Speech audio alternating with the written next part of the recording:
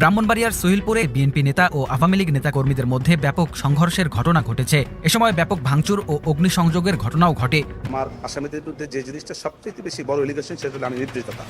এই নির্দেশদাতা হিসাবে আমি মনে করি রাষ্ট্রপক্ষটা প্রমাণ করতে পারে নাই। সক্ষম না হওয়ার কারণে আমার আসামিরা খালাস পাবে। নাহিদ ইসলাম 4 তারিখে কিভাবে বুঝলো যে 5 তারিখে এই সরকারের পতন হবে? সেই কারণে সে 4 তারিখে সে ডক্টর ইউনূস স্যারের সঙ্গে কথা বলেছে। এই জামাত পক্ষের আইনজীবী আন্তর্জাতিক অপরাধ ট্রাইব্যুনালের মধ্যেই চিল্লে গতকালকেও বলেছে, এর আগেও অনেকবার বলেছে যে শেখ হাসিনা নির্দোষ। শেখ হাসিনার যে হত্যা করার নির্দেশ দিয়েছে তার পক্ষে কোনো প্রমাণ মেলেনি। যে সকল যুক্তি উপস্থাপন করা হচ্ছে আন্তর্জাতিক ট্রাইব্যুনালের মধ্যে, সকল কিছু ভিত্তিহীন। আমেরিকার পক্ষ থেকে বাংলাদেশকে স্বাভাবিক করার জন্য সিদ্ধান্ত নেওয়ার গ্রিন সিগন্যাল ভারতকে দেওয়া হয়েছে। নির্বাচনে দিনক্ষণ ঘোষিত হলেই শেখ হাসিনা দেশে ফিরবেন। তার এই ফেরা কিভাবে হবে সেই কৌশল নিয়ে ওয়াকারুজ্জামানের সঙ্গে ভারতীয় সেনা প্রতিনিধি দলের রুদ্ধদ্বার। আর আসামিদের বিরুদ্ধে যে জিনিসটা সবচেয়ে বেশি বড় এলিগেশন, সেটা হলো আমি নির্দেশদাতা। এই নির্দেশদাতা হিসাবে আমি মনে করি রাষ্ট্রপক্ষটা প্রমাণ করতে পারে নাই। কেন পারে নাই তার পিছনে আমার বক্তব্য হলো এই, যে অডিও এবং ভিডিও রেকর্ড দ্বারা তারা বলতে চাচ্ছে যে আমি নির্দেশদাতা। সেই অডিও এবং ভিডিও রেকর্ডগুলিকে শুধু একজন দ্বারা ওনারা পরীক্ষা করেছেন, রাসায়নিক পরীক্ষা। এই ফরেনসিক পরীক্ষাটা যদি আরেকটা প্রতিষ্ঠান দিয়ে ক্রস ম্যাচিং করা হইতো, তাহলে আমি এটাকে বিশ্বাস্য মনে করতাম। যেহেতু এই অন্য কোনো প্রতিষ্ঠান দ্বারা এটাকে ক্রস ম্যাচিং করা হয় নাই, শুধু একজনের দ্বারা সেটাকে, এবং তারা কে? প্রত্যেকেই রাষ্ট্রের, প্রসিকিউশন রাষ্ট্র, যারা এই পরীক্ষা করেছে তারাও রাষ্ট্র, এবং তার রাষ্ট্রের সবাই একই সংমিশ্রণ রাষ্ট্রের আরেকটি প্রতিষ্ঠান। অতএব রাষ্ট্রের সঙ্গে রাষ্ট্রের যে প্রতিষ্ঠানের একটি যা চাইবে সেটাই দিবে, এটাই স্বাভাবিক কথা। অতএব যে সমস্ত সাক্ষীরা সে ফরেন্সিক রিপোর্ট দাখিল করেছে, সেই ফরেন্সিক রিপোর্টগুলি অগ্রাহ্য হইবে বলে আমি মনে করি।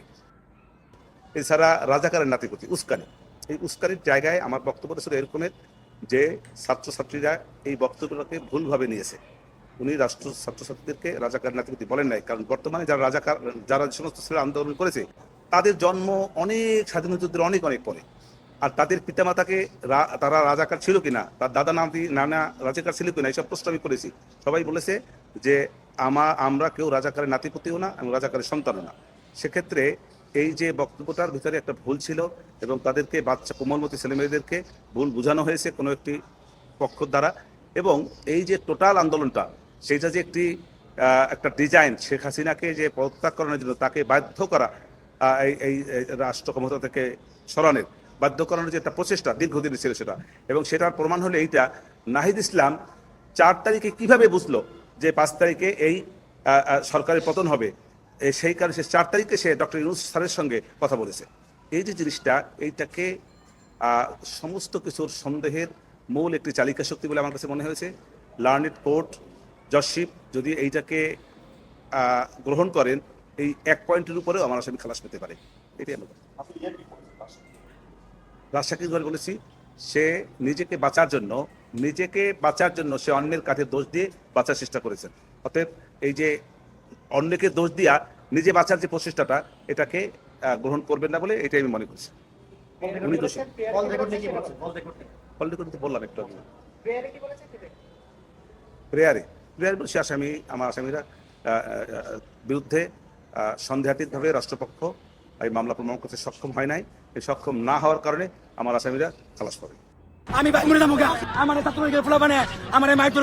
ব্রাহ্মণবাড়িয়ার সোহেলপুরে কথা কাটাকাটির জেরে থাপ্পড়ের ঘটনাকে কেন্দ্র করে বিএনপি নেতা ও আওয়ামী লীগ নেতাকর্মীদের মধ্যে ব্যাপক সংঘর্ষের ঘটনা ঘটেছে। এ সময় ব্যাপক ভাঙচুর ও অগ্নিসংযোগের ঘটনাও ঘটে। বুধবার রাতে কুমিল্লা সিলেট মহাসড়কে দীর্ঘ 10 কিলোমিটার যানজটের সৃষ্টি হয়। সংঘর্ষের ফলে দীর্ঘ 5 ঘণ্টা যান চলাচল বন্ধ হয়ে পড়ে। স্থানীয় সূত্রে জানা যায়, 3 দিন আগে কথা কাটাকাটির এক পর্যায়ে সোহেলপুর ইউনিয়নের ছাত্রলীগ নেতা সাদ্দাম বিএনপি নেতা আক্তার হোসেনকে চর মারেন।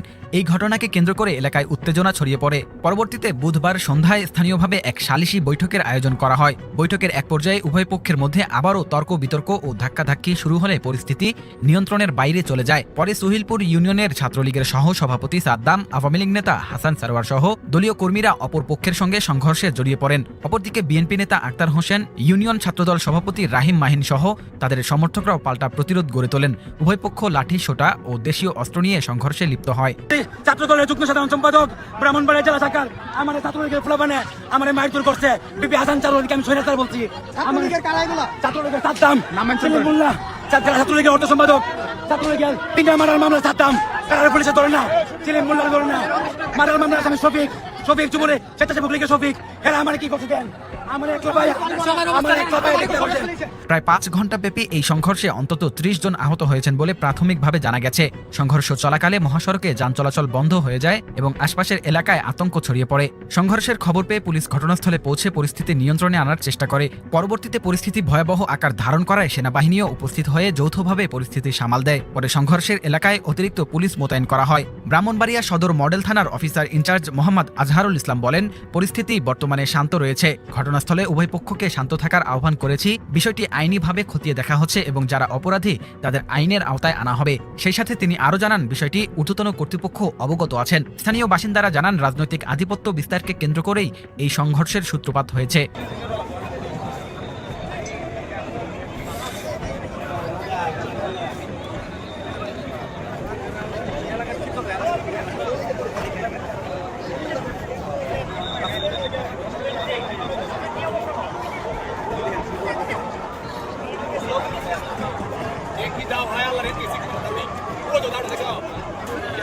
সম্প্রতি ভারত এবং আমেরিকার যৌথ সিদ্ধান্তে বাংলাদেশের গণতন্ত্র ফেরার পথ যে পাকা হয়েছে তার আলামতগুলো এখন স্পষ্ট। আমেরিকার পক্ষ থেকে বাংলাদেশকে স্বাভাবিক করার জন্য সিদ্ধান্ত নেওয়ার গ্রিন সিগন্যাল ভারতকে দেওয়া হয়েছে, যা একটি বিশাল কূটনৈতিক পরিবর্তন। এই পরিবর্তনের পরই ভারতের পররাষ্ট্রমন্ত্রী এবং আমেরিকার secretary of state Marco Rubio এর মধ্যে সরাসরি টেলিফোনে আলাপ হয়েছে বলে জানা গেছে। এই আলোচনার প্রেক্ষাপট তৈরি হয়েছিল যখন অক্টোবরের মাঝামাঝি ভারতের মিলিটারি ইন্টেলিজেন্সের 4 জন অফিসার বাংলাদেশে সফর করেন। লক্ষণীয় বিষয় হলো, এই সফর কিন্তু ইউনূস সাহেবের ইচ্ছায় হয়নি, বরং আমেরিকার চাপ এবং আমাদের সেনাপ্রধান জেনারেল ওয়াকারুজ্জামানের মধ্যস্থতায় তিনি মেনে নিতে বাধ্য হয়েছিলেন। ভারতীয় অফিসাররা বৈঠকে যে রিপোর্ট তৈরি করেছেন সেই তথ্যই জয়শঙ্কর মার্কো রুবিওকে জানিয়েছেন। আলোচনায় স্থির হয়েছে যে নির্বাচন হচ্ছে।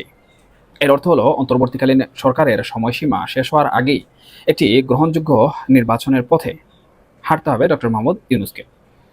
অন্যদিকে এটা নিশ্চিত করা হয়েছে যে আওয়ামী লীগ নির্বাচনে অংশ নিতে পারবে। এর কারণ হলো, আইএসআই এর একটা সুদূর প্রসারী পরিকল্পনা ছিল যে আন্তর্জাতিক অপরাধ ট্রাইব্যুনালের বিচারকে ব্যবহার করে দেশে এমন অস্থিরতা সৃষ্টি করা যাতে নির্বাচন পেছানো যায় বা আওয়ামী লীগের নেতৃত্বকে পুরোপুরি নিশ্চিহ্ন করে দেওয়া যায়। ভারত এবং জেনারেল ওয়াকারুজ্জামান সেই ষড়যন্ত্র রুখতে একটি কৌশলগত পরিকল্পনা চূড়ান্ত করেছেন। আরেকটি গুরুত্বপূর্ণ সিদ্ধান্ত হলো, নির্বাচনে দিনক্ষণ ঘোষিত হলেই শেখ হাসিনা দেশে ফিরবেন।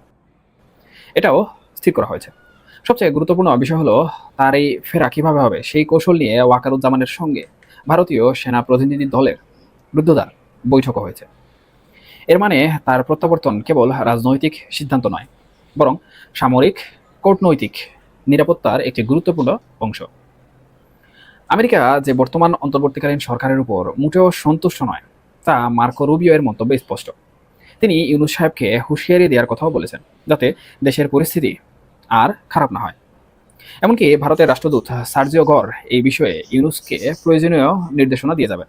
এর অর্থ ইউনূস সরকারের উপর আন্তর্জাতিক চাপ কেবল আনুষ্ঠানিক নয়, বরং সরাসরি নির্দেশনা আকারে আসছে। এই আন্তর্জাতিক চাপ এবং সিদ্ধান্তের ফলে দেশের অভ্যন্তরে ক্ষমতার ভারসাম্যে বড় পরিবর্তন এসেছে। এই পট পরিবর্তনে একটি গোষ্ঠী ব্যাপক ক্ষুব্ধ হয়েছে।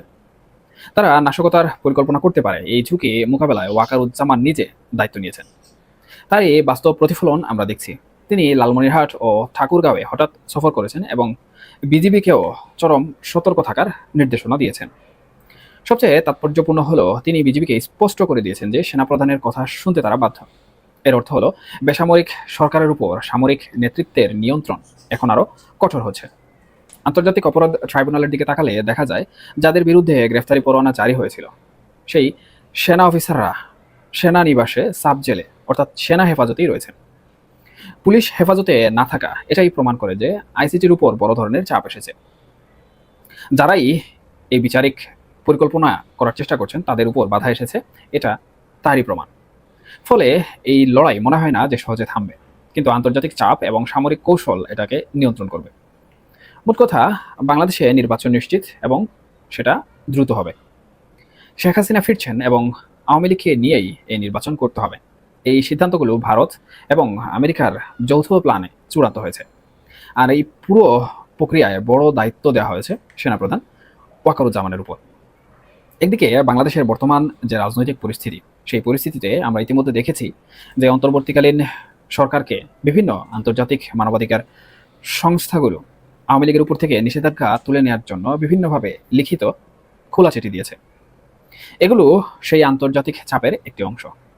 এখন পর্যন্ত অন্তর্বর্তীকালীন সরকার কিন্তু এই চিঠির কোনো জবাব দেয়নি, অথবা অন্তর্বর্তীকালীন সরকারের যিনি প্রেস সচিবের দায়িত্বে রয়েছেন ওনার কাছ থেকেও কিন্তু কোনো জবাব আসেনি। সুতরাং ধরে নেওয়া হচ্ছে অন্তর্বর্তীকালীন সরকার তাদের যারা নীতি নির্ধারক রয়েছেন তাদের সাথে এই বিষয়টি নিয়ে ব্যাপক খোলামেলা আলোচনা করছে।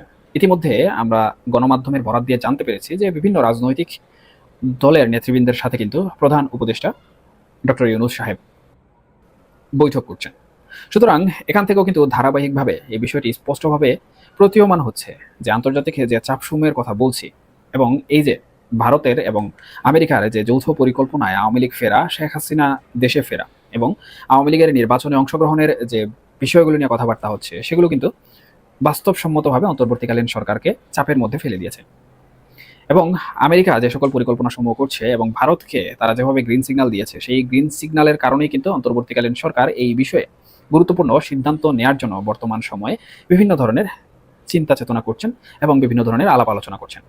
এই আলাপ আলোচনা থেকে যে সিদ্ধান্ত আসবে, সেই সিদ্ধান্ত কিন্তু আওয়ামী লীগের রাজনীতিতে ফেরা, আসন্ন জাতীয় সংসদ নির্বাচন এবং শেখ হাসিনার দেশে ফেরার একটি গুরুত্বপূর্ণ ভিত্তি।